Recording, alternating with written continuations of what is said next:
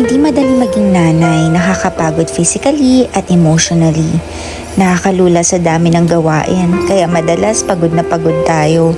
Pagising sa umaga, simula na ng unending task. Pero kahit nakakapagod, hindi pa rin natin to pagpapalit. Thankful tayo sa gift ng motherhood.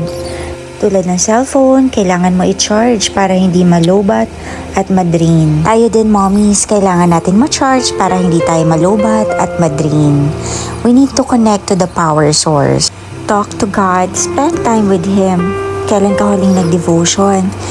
Kailan tayo huli nakipagkwentuhan sa Kanya?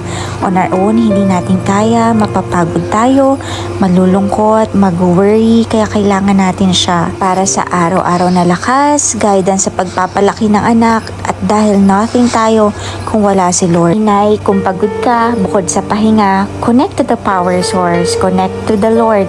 We don't have to do this motherhood alone.